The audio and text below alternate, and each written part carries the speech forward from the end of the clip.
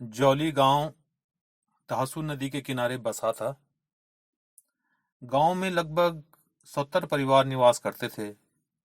सभी परिवार आपस में प्रेम रखते थे, एक दूसरे के सुख दुख में हमेशा काम आते थे। खेती बाड़ी का सारा काम सभी परिवार मिलजुल कर करते थे।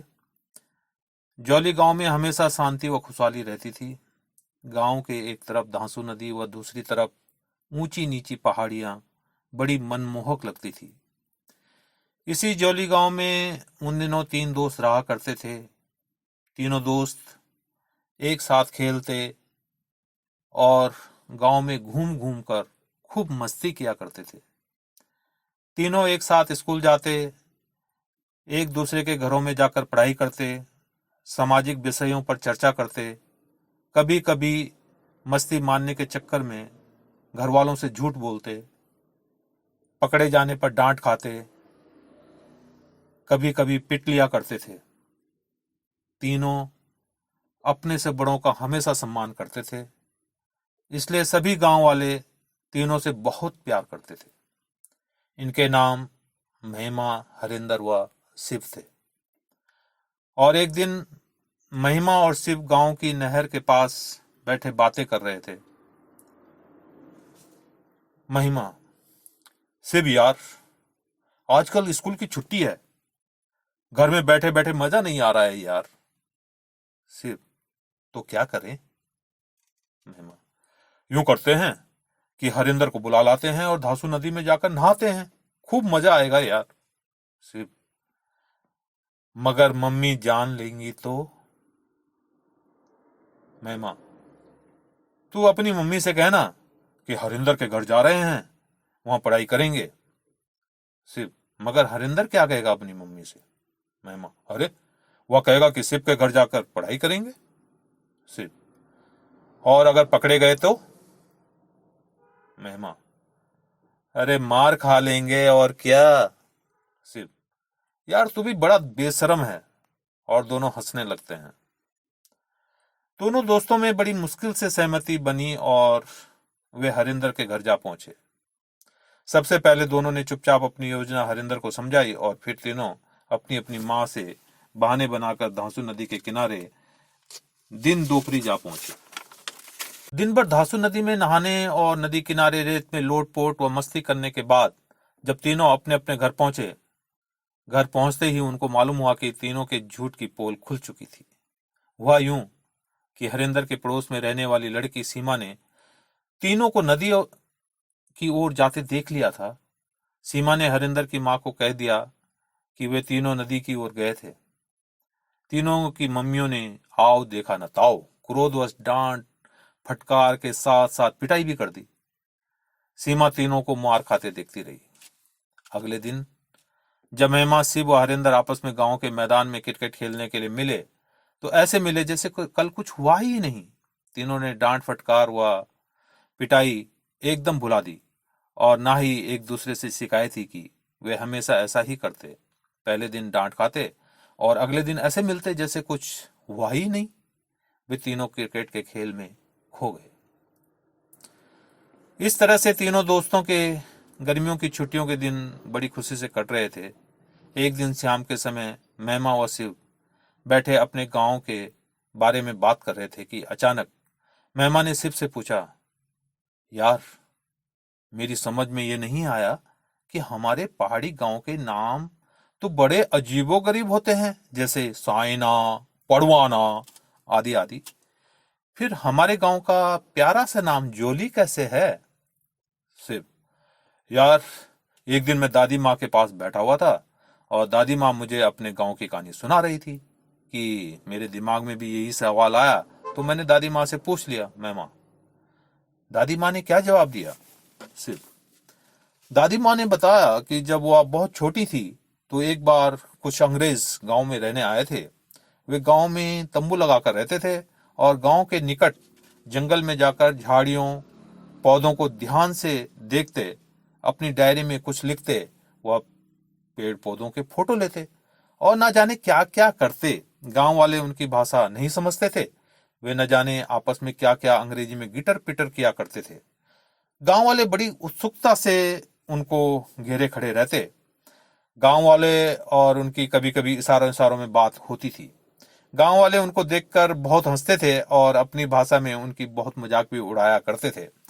अंग्रेज गांव वालों की बात बहुत कम समझ पाते थे। अंग्रेज सोचते थे कि गांव वाले बड़े जॉली नेचर के हैं, तो उन्होंने गांव वालों को एक दिन इकट्ठा किया और एक अंग्रेजी जानने वाले गांव के आदमी को बुलाया और कहा कि तुम गांव वालों से हिंदी में कहो कि वे बड़े ही अच्छे हैं। उनका स्वभाव बहुत ही खुश मिजाज है, इसलिए उन्होंने कहा कि तुम अपने गांव का नाम जॉली रख लो। अंग्रेजों की इस बात की खबर दूर दूर तक कई गांवों तक पहुंच गई और सभी हमारे गांव को जॉली जॉली पुकारने लगे और इस तरह से हमारे गांव का नाम जॉली पड़ गया। तीनों दोस्तों की गर्मियों की छुट्टियां मस्ती करते करते निकल गई। अब तीनों दोस्त स्कूल जाने लगे थे। उस साल जॉली गांव में बरसात की शुरुआत ही बड़ी तेज बारिश से हुई। जॉली गांव में कभी भी नदी खेतों की तरफ नहीं आती थी, मगर इस बार पहली ही बरसात में धांसू नदी का पानी लोगों के घरों तक में घुस गया। जॉली गांव के सभी लोग भयभीत हो गए। 2 दिन बाद जैसे ही बरसात रुकी तो सभी गांव वालों बड़े बूढ़े लोग इकट्ठा हो गए और गांव में आई बाढ़ के बारे में विचार विमर्श करने लगे। गांव के एक सयाने आदमी ने कहा कि हमारे गांव में किसी की नजर लग चुकी है, इसलिए अब नजर उतारना जरूरी है। किसी ने सवाल किया कि नजर क्यों क्यों लगेगी नजर? ऐसा हमारे गांव में क्या है? सयाना आदमी कहने लगा कि हमारे गांव में कभी आपस में लड़ाई झगड़ा नहीं होता है। हम आपस में एक दूसरे की हमेशा मदद करते हैं, अपने घर बाहर के सारे काम मिलजुल करके करते हैं। इसलिए बहुत से गांव के लोग हमारे गांव से जलते हैं। इसलिए हमारे गांव में किसी बुरे आदमी की नजर लग गई है। इस बुरी नजर को उतारना बहुत जरूरी है। गांव के सभी लोगों ने उस सयाने आदमी का समर्थन किया और नजर उतारने के बारे में पूछा। महिमा और हरिंदर गांव वालों की बात बहुत ध्यान से सुन रहे थे। वे आपस में कहने लगे, यार ऐसा तो नहीं होता है। हमारी किताब में लिखा है कि नजर लगना तो एक अंधविश्वास है। गांव का सयाना, हम सभी को आपस में रुपए इकट्ठे कर एक काला बकरा खरीद कर लाना होगा और उसे धांसू नदी के मुहाने पे ले जाना होगा। गांव वाले फिर गांव का सयाना, उसकी बलि देनी होगी। पूरा बकरा सभी को मिलकर नदी किनारे ही खाना होगा। बकरे का मांस कोई भी घर लेकर नहीं आएगा, नहीं तो धांसू नदी उत्पात मचा देगी। शिव, महिमा और हरिंदर आपस में विचार करने लगे कि ऐसा कैसे हो सकता है। हमारे गुरुजी तो कहते हैं कि बाढ़ तो अधिक बारिश होने के कारण आती है। वे तीनों चुपचाप गांव वालों की बात सुनने लगे। गांव वाले तय कार्यक्रम के मुताबिक रविवार के दिन सायं 5 बजे बकरे के साथ धांसू नदी के मुहाने पर इकट्ठा हुए। कुछ औपचारिक पूजा अर्चना के बाद गांव के 4 लोगों ने बकरे को पकड़ा व गांव के सयाने ने बकरे की गर्दन तलवार से अलग कर दी। बकरा बेचारा म्यां भी नहीं कर पाया। तीनों दोस्तों ने यह दर्दनाक दृश्य जिंदगी में पहली बार फटी फटी आंखों से देखा। उन्हें गांव वालों की बुद्धि पर तरस आ रहा था, मगर वे कुछ भी कर पाने में असमर्थ थे क्योंकि वे छोटे थे। गांव वालों ने लकड़ियां इकट्ठा कर आग लगाई और बकरे को उलट पुलट कर भूनने लगे।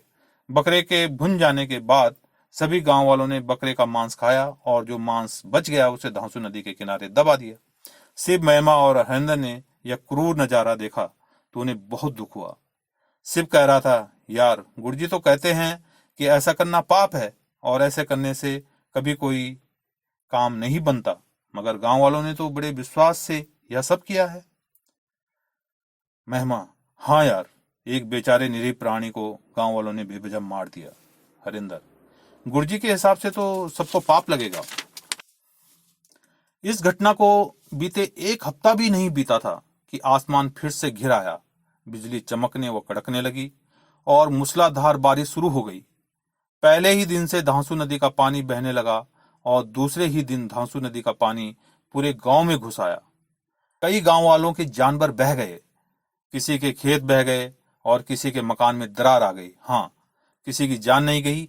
यह देखकर गांव वाले कहने लगे, अगर बकरा न काटते ना तो न जाने कितना बड़ा नुकसान होता हमारे गांव का। शिव, महिमा और हरिंदर गांव वालों की बातें सुनकर सिर पकड़कर बैठ गए। तीनों दोस्त सोच रहे थे कि गांव वालों ने अंधविश्वास के कारण एक निरीह प्राणी की जान ली, मगर उसके बाद भी गांव में भीषण बाढ़ आई। इतना होने के बावजूद भी गांव वाले मान रहे हैं कि बकरे की बलि देने की वजह से उनका नुकसान कम हुआ, जबकि दादी माँ कहती है कि इतना नुकसान इस गांव में कभी नहीं हुआ। महिमा, यार बेचारा बकरा। हाँ यार, हम उस बकरे को बचाने के लिए कुछ न कर पाए।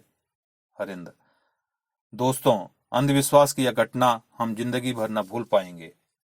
दोनों दोस्तों ने कहा, हाँ यार।